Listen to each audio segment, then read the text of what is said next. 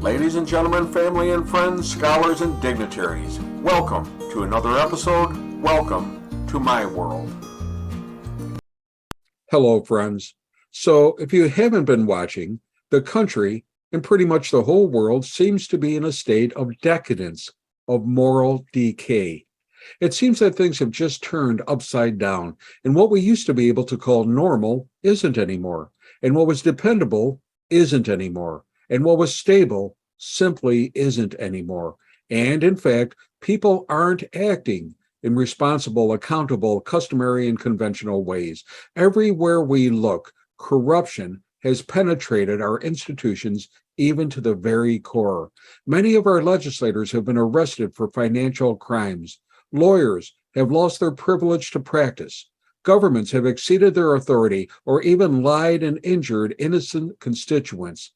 Federal law enforcement agencies have not responded to appropriate criminal investigations. Corporations are practicing price gouging, and of course, a fake and fraudulent media has spread propaganda and misinformation, all the while accusing normal, hardworking average people of being despicable, deplorable, and nonconformists, further making the world unsafe and dangerous for all of society.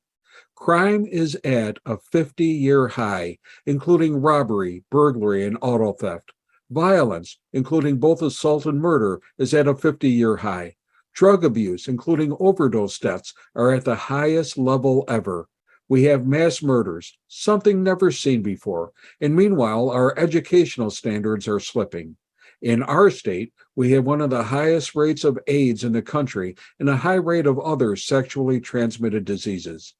Divorce, a known carcinogen for stable communities, is running at about 50%, and the incidence of fatherless homes is increasing even faster. We have high rates of child abuse, academic underachievement, and teen pregnancy. We have high levels of domestic violence. We have many thousands of personal and family bankruptcies each year. We have embezzlement at business and industry. And, as previously stated, we have an incredibly high level of both drug abuse as well as mental illness. And the level of sexual immorality is just incredible, including everything from pornography to adultery to human trafficking and everything in between. And the anger, the intolerance, the profanity, the gratuitous violence and sex on television, the hookup culture, and so much more is contaminating this society. Just open up a newspaper any day and read the crime beat in local news and see the levels of social dysfunction we're experiencing. Our jails are full, our schools are faltering, and our families are failing. Our families, our communities are in great crisis, but we don't have an economic problem. No, we have a quality of life problem, and it's a real crisis for our families and our communities, and it will only further decline if we allow it. I have to say, I really believe that there is a regression for personal responsibility today, a lack of acceptance for accountability. I see people quick to break the law and then to try to escape the consequences or accept responsibility. And to be honest, I'm not even sure if people recognize the difference between right and wrong anymore, between morality and immorality, or truly understand the role that moral reasoning and moral behavior plays in a civilized society. In the Bible, it says, in the end times, good will become evil and evil will become good. And from what I see as I look around, when I actually see people doing immoral things and being proud of it, when they brag and show vanity and even an arrogance as if they're smugly superior and take a personal gratification in doing wrong, when I see them doing something blatantly wrong and people applauding and cheering for it, well, I shudder to think of what the future holds for us, and especially for our children. Let me give you an example. I was watching the news the other night, and it was reported that a parent had a teacher arrested for abusing her child. The child told her mother that the teacher abused her, and, as an aside, this child did not like her teacher and had several previous instances where she had been disciplined by the teacher. Anyway, the parent pressed charges and an arrest was actually made, and the teacher's freedom was now in jeopardy, as well as her record as a good teacher, as well as her job itself. And then the truth came to light. The entire incident had been made up, falsified. The point here, though, is that the student lied. She lied even though there would be devastating consequences to the teacher. She lied with no compunction, no shame, no regret, no hesitation, no conscious reflection on what that meant. And furthermore, the parent took the side of the child against the teacher. Now, in my day, a teacher was automatically given the respect she deserved. Teachers were right, and parents stood by them, and if anything, the teachers would further discipline their child. But that is not the world we're living in today. The intrinsic anger, the distrust, the need for revenge and retaliation, even by parents, is greater than the need for respect and personal accountability for your teachers, for the police, for the religious, for professionals, for your families and neighbors. And here's another example. A man was televised after he was caught in a robbery, and he said openly and proudly, quote, "With the reduction in the police department, it's easy to commit a robbery and not get caught. Now, if you know you're not going to get caught, why stop doing what you're doing? Why stop stealing and robbing?" He robbed for the money and didn't care if it was wrong or if it hurt someone. He only cared about whether or not he would be caught. His moral compass was straight south. And there are so many other examples. We have a highly sexualized society. We have a society that freely uses drugs. We have a media that is free to lie and share false news for social favor. We have lawyers that exaggerate for legal posturing, politicians that lie for political leverage, and corporations that falsify for economic profit. And the list goes on. Take a look at the anger and the immorality. We have protests, very angry and even violent riots.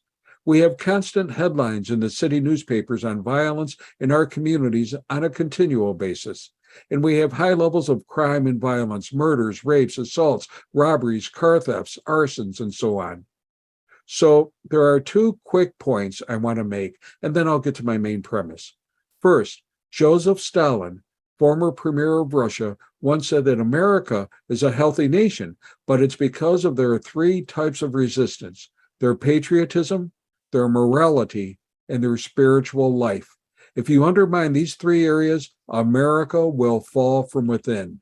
And what was interesting here is that he did not say it would fall from conquest by Russia or any other country. He said he knew that America would fall from within.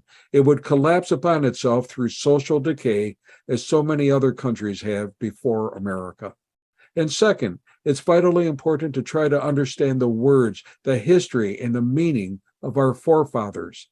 In a very important speech, John Adams once said that our Constitution itself was made only for a moral and religious people.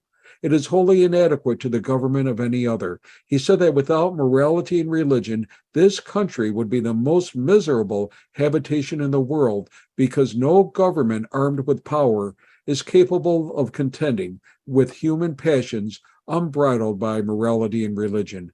Without morality, then avarice, ambition, revenge, and so on would break the strongest cords of our Constitution as simply as a whale goes through a net.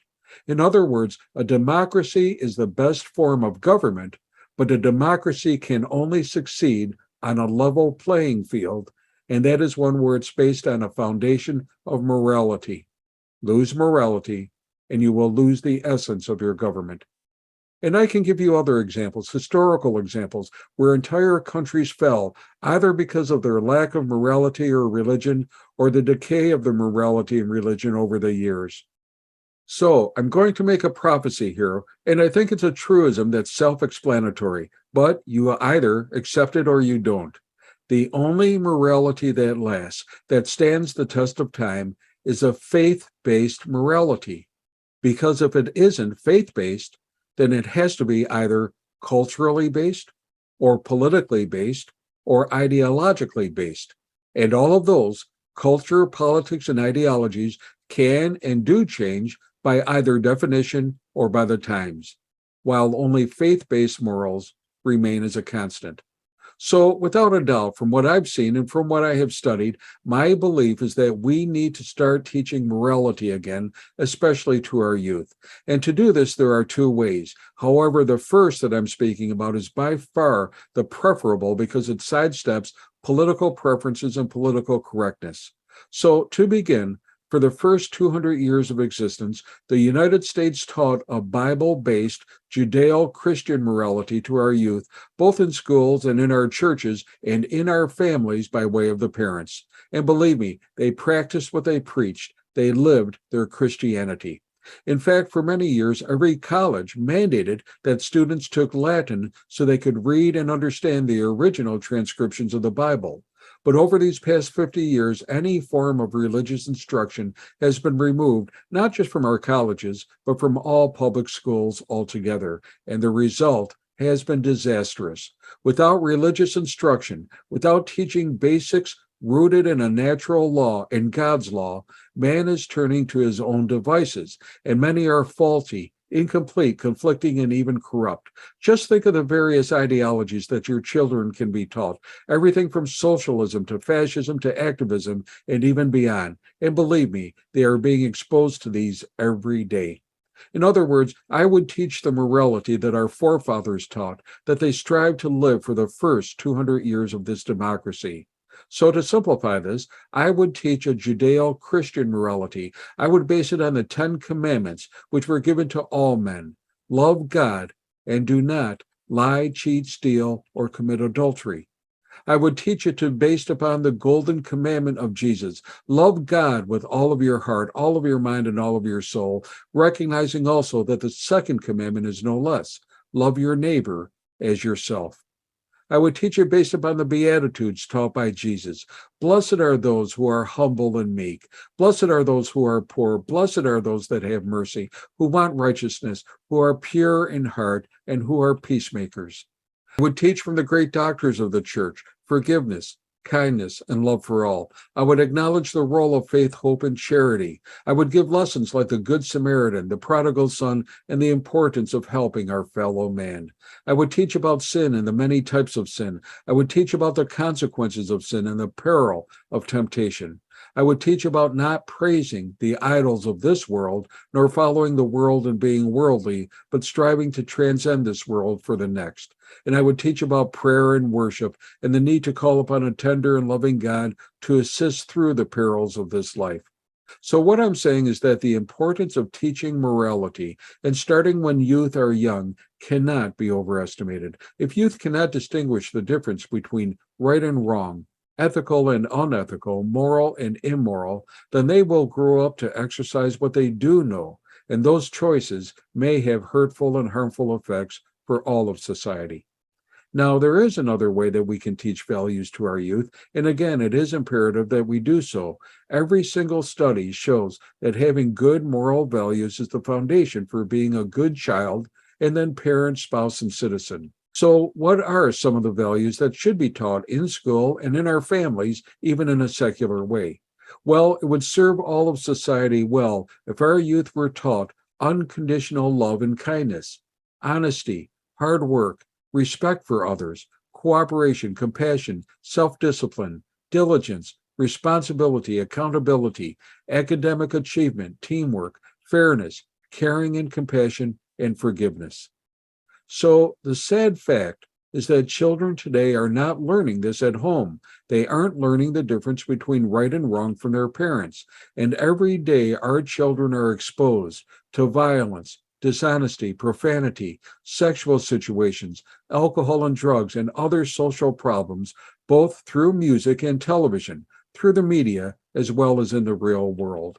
To counter the toxicity of the real world, to negate the bad influences they see, we need to build character, to build an ethical, moral side, to present a character education that teaches values to help students become well-rounded, happy, confident, resilient, and responsible, contributing adults for all of society.